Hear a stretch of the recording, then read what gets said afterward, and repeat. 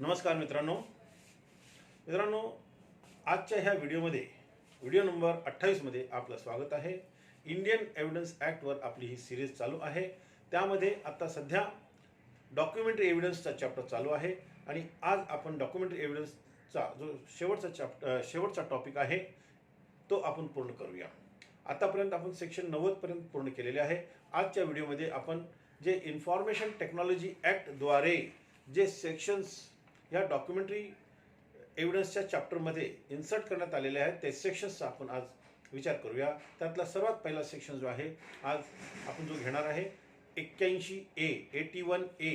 81A काय म्हणतो तो 81लाच अनुसरून आहे. 81 म्हणजे फक्त गॅझेट्सच्या संदर्भात आहे आणि 81A जो आहे तो इलेक्ट्रॉनिक गॅझेटच्या संदर्भात आहे. याच्यामध्ये एवढं सांगितलं आहे इलेक्ट्रॉनिक रेकॉर्ड जो इलेक्ट्रॉनिक रेकॉर्ड आहे and purporting to be the official gazette असा इलेक्ट्रॉनिक रेकॉर्ड जो इलेक्ट्रॉनिक गॅझेट आहे किंवा असा इलेक्ट्रॉनिक रेकॉर्ड जो एखाद्या व्यक्तीला कायद्याने बंधनकारक केलेला आहे की तुम्ही हा रेकॉर्ड मेंटेन करा, इलेक्ट्रॉनिक रेकॉर्ड मेंटेन करा. आणि असा जो इलेक्ट्रॉनिक रेकॉर्ड त्याने अगदी कायदेशीर ठरवलेल्या फॉर्ममध्ये त्यांनी मेंटेन केला असेल आणि तो प्रॉपर कस्टडीमधून जर कोर्टात दाखल केला गेला तर असा इलेक्ट्रॉनिक रेकॉर्ड कोर्टामध्ये ज्यावेळेस दाखल केला जाईल तर कोर्ट त्याला may presume that it is true and correct आणि तो जेन्युन आहे असं ह्याच्यामध्ये सांगितलेलं आहे. आता आपण बॅरेटची भाषा पाहूया. 81A presumption as to gazettes in electronic form. अर्थात जे गॅझेट्स इलेक्ट्रॉनिक फॉर्ममध्ये आहे त्याच्याबाबत हे गृहीतक आहे.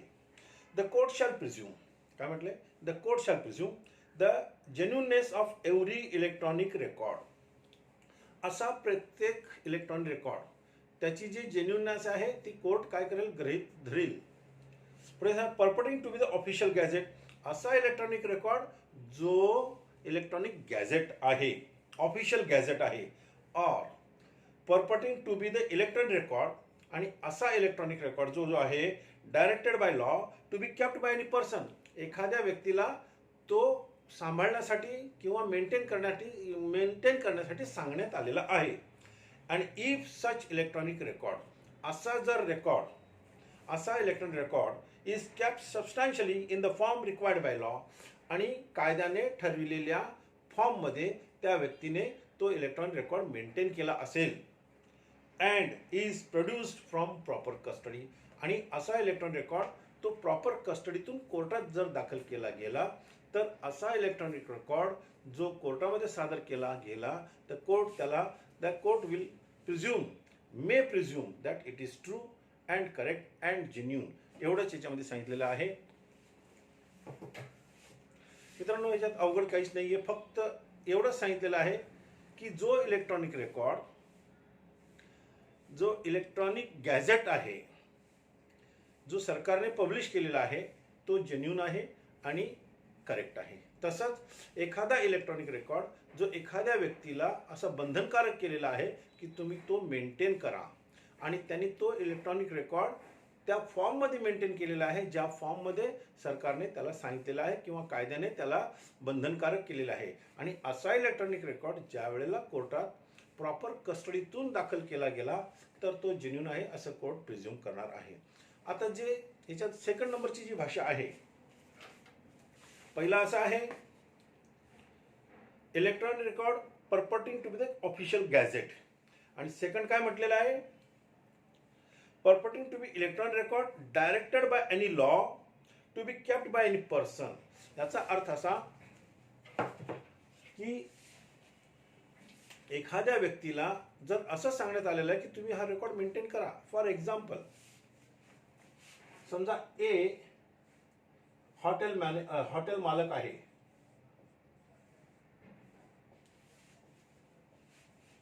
हा हॉटेलचा ओनर आहे आणि ज्या वेळेला ह्याच्या हॉटेलमध्ये कोणीही व्यक्ती येऊन राहणार म्हणजे लॉजिंग बोर्डिंगचा त्याचा व्यवसाय असेल तर जे कस्टमर आहेत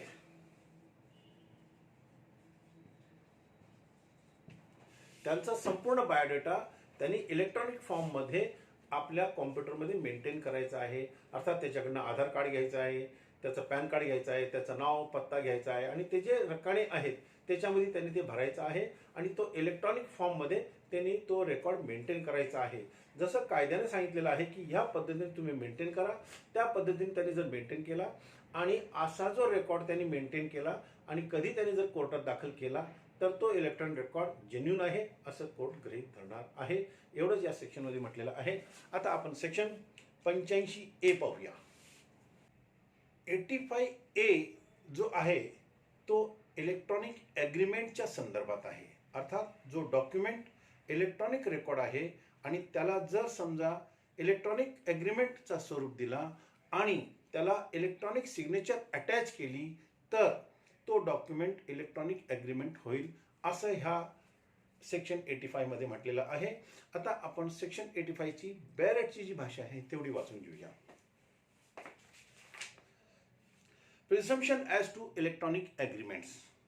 The court shall presume that every electronic record, असा प्रत्येक electronic record purporting to be the agreement, तो एग्रीमेंट आहे, कंटेनिंग इलेक्ट्रॉनिक सिग्नेचर्स आणि त्याला इलेक्ट्रॉनिक सिग्नेचर अटॅच केलेली आहे, containing electronic signatures of the parties, म्हणजे जे पक्षकार आहेत त्यांच्या इलेक्ट्रॉनिक सिग्नेचर्स अटॅच केलेले आहेत किंवा अफिक्स केलेले आहेत त्याला किंवा जोडलेले आहेत, इलेक्ट्रॉनिक सिग्नेचर्स जोडलेले आहेत. Was so concluded by affixing electronic signatures of the parties. यामध्ये एवढं सांगितलेलं आहे की जे इलेक्ट्रॉनिक ॲग्रीमेंट आहेत ते केव्हा कन्क्लूड होईल, ज्या वेळेला दोन्ही पक्षकारांनी म्हणजे जे कोणी घेणार देणार असतील त्यांनी दोघांनी आपल्या इलेक्ट्रॉनिक सिग्नेचर्स त्या डॉक्युमेंटला त्या इलेक्ट्रॉनिक रेकॉर्डला जोडले असतील किंवा अटॅच केले असतील किंवा अफिक्स केले असतील. मित्रांनो आपल्याला माहीत असावं की इलेक्ट्रॉनिक सिग्नेचर हे कोण इश्यू करतं, हे सिग्नेचर्स इश्यू करणारी जी अथॉरिटी आहे त्याला सर्टिफाईंग अथॉरिटी म्हणतो आणि हे सर्टिफाईंग अथॉरिटीची appointment section 79A of information technology ॲक्टच्या अनुषंगाने झालेली असती आणि असा अधिकारी जो आहे तो अशी सिग्नेचर्स इश्यू करत असतो. यानंतर मित्रांनो आपण 85B काय आहे ते पाहूया. 85B जो आहे इलेक्ट्रॉनिक रेकॉर्ड्स आणि इलेक्ट्रॉनिक सिग्नेचर्सच्या बाबतीत आहे. अर्थात जो इलेक्ट्रॉनिक रेकॉर्ड आहे त्याच्यामध्ये जो रेकॉर्ड कंटेन केलेला आहे किंवा ठेवलेला आहे तो जेन्युन आहे, कोर्ट असा विचार करणार आहे. आणि त्यात हेही सांगितलेलं आहे की तो रेकॉर्ड जोपर्यंत अल्टर्ड केलेला नाही तोपर्यंत तो जेन्युन आहे असं कोर्ट विचार करणार आहे. म्हणजे थोडक्यात त्याच्या विरुद्ध जर साबित केला नाही तर तो रेकॉर्ड जेन्युन आहे असंच कोर्ट मान्य करणार आहे. सेक्शन 85B सबसेक्शन 2 मध्ये एक एक्सेप्शन क्लॉज दिलेला आहे. तो एक्सेप्शन क्लॉज असा दिलेला आहे की जे सिक्युअर इलेक्ट्रॉनिक रेकॉर्ड आहे, जो सिक्युअर इलेक्ट्रॉनिक रेकॉर्ड आहे आणि सिक्युअर इलेक्ट्रॉनिक सिग्नेचर आहे या दोन गोष्टी जर वगळल्या तर ते जे इलेक्ट्रॉनिक सिग्नेचर आणि रेकॉर्ड आहे त्याच्या ऑथेंटिसिटी बाबत आणि इंटेग्रिटी बाबत कोर्ट कोणताही विचार करणार नाही. ह्याच्यात एवढेच सांगितलेलं आहे.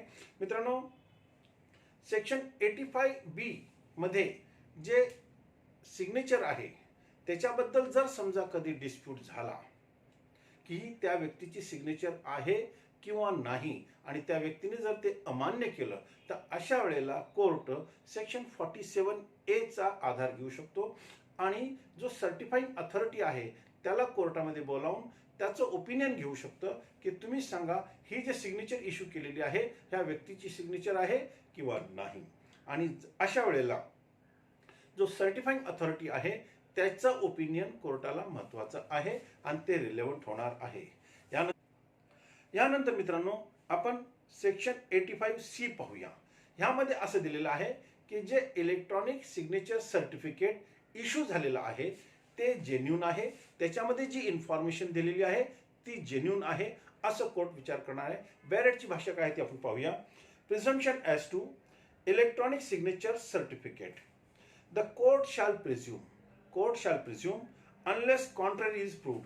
त्याच्या विरुद्ध जर साबित केलं नाही तर कोर्ट प्रिझ्यूम करणार आहे काय, that the information listed in electronic signature certificate is correct. जो इलेक्ट्रॉनिक सिग्नेचर सर्टिफिकेट जो कोणी इश्यू केलेला असतो, तो सर्टिफाईंग अथॉरिटीने इश्यू केलेला असतो.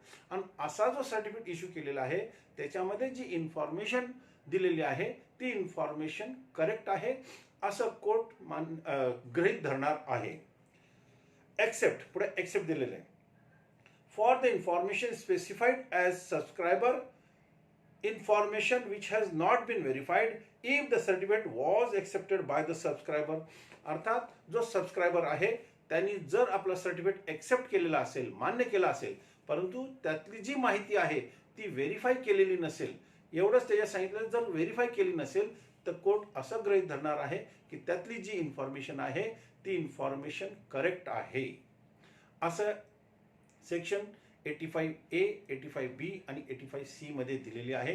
मित्रांनो, सेक्शन 81A आणि 85B A, B आणि C आता आपण समजून घेतलेला आहे. आता सेक्शन 90 आपण पाहूया. Section 90A.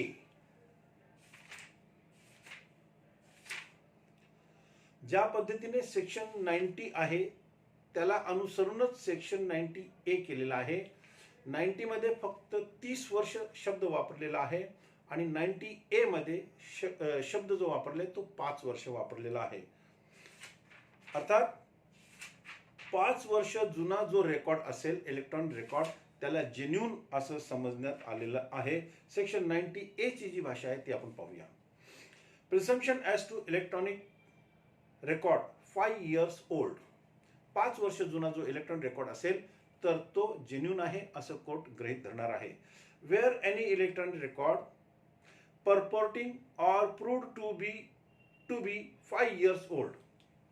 जो इलेक्ट्रॉनिक रेकॉर्ड 5 वर्ष किंवा 5 वर्षापेक्षा जास्त जुना असेल तर is produced from any custody which the court in the particular case considers proper.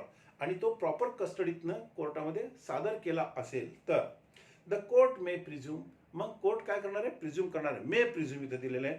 That the electronic signature which purports to be the electronic signature of any particular person was so affixed by him or any person authorised by him in this behalf. अर्थात त्याच्यामध्ये जी electronic signature केलेली आहे ती electronic signature त्याच व्यक्तीने केलेली आहे असं कोर्ट गृहीत धरणार आहे. ह्याच्यामध्ये एवढं सांगितलेलं आहे. जसं सेक्शन 90 मध्ये 30 वर्ष शब्द वापरलेला आहे, इथे शब्द 5 वर्ष वापरलेला आहे. एवढंच हे सांगितलं. आता पुढे एक एक्सप्लेनेशन दिलेलं आहे. जसं एक्सप्लेनेशन 90 मध्ये दिलेलं तर प्रॉपर कस्टडी तोच एक्सप्लेनेशन थोडक्यात इथे दिलेला आहे. तो पण आपण एकदा वाचून घेऊया. Electronic records are said to be in proper custody. Proper कस्टडीमध्ये आहे असं आपण केव्हा म्हणणार? If they are in place in which and under the care of the person. ज्या ठिकाणी तो असायला पाहिजे आणि प्रॉपर त्या व्यक्तीच्या केअरमध्ये असायला पाहिजे. विथ होम, ज्याच्या ताब्यामध्ये तो असायला पाहिजे. दे नॅचरली बी, आणि नॅचरली तो त्याच्या ताब्यात असायला पाहिजे. ज्या ठिकाणी असायला पाहिजे, ज्या व्यक्तीच्या ताब्यात असायला पाहिजे आणि नॅचरली असायला पाहिजे. But no custody is improper. आणि अशी कस्टडी इम्प्रॉपर होणार नाही if it is proved to have had a legitimate origin. त्याचं जे लेजिटिमेट ओरिजिन आहे ते जर समजा आपण सिद्ध केलं, or the circumstances of the particular case are such as to render such an origin probable. त्याचं जे ओरिजिन आहे ते संभाव्य आहे. आपण असं जर सिद्ध केलं तर त्याची कस्टडी जरी दुसऱ्याच्या हातात असली तरी ती इलिगल होणार नाही. जसं 90 मध्ये दिलेलं आहे तसंच 90A मध्ये पण दिलेलं आहे. एकच मुद्दा आहे तो एवढाच की सेक्शन 90 मध्ये 30 वर्ष जुना डॉक्युमेंट जेन्युइन आहे असं कोर्ट गृहीत धरतं. तसंच ह्या सेक्शनमध्ये सेक्शन 90A मध्ये 5 वर्ष जुना इलेक्ट्रॉनिक रेकॉर्ड असेल तर तो रेकॉर्ड जेन्युइन आहे असं गृहीत धरलं जाईल. एवढंच या सेक्शनमध्ये सांगितलेलं आहे. मित्रांनो, जे इन्फॉर्मेशन टेक्नॉलॉजी ॲक्टच्या अनुषंगाने जे सेक्शन्स डॉक्युमेंटरी एव्हिडन्स ह्या चॅप्टरमध्ये इन्सर्ट करण्यात आले होते आणि सेक्शन 81 ते 90च्या आतमध्ये जे टाकलेले आहेत त्याचा आपण आता थोडक्यात आढावा घेतलेला आहे. मला असं वाटतं आपल्याला हे इलेक्ट्रॉनिक इन्फॉर्मेशन टेक्नॉलॉजी ॲक्ट 2000च्या अनुषंगाने जे इन्सर्ट केलेले सेक्शन्स आहेत त्याचा आपण आता आढावा घेतला आहे. आपल्याला नक्कीच समजलं असेल आशा बाळगतो. आणि असेही आशा बाळगतो की आपल्याला माझा हा व्हिडिओ आवडला असेल. आणि जर आवडला असेल तर आपण नक्कीच सबस्क्राईब करा. माझं यूट्यूब चॅनल आहे SR गोयल.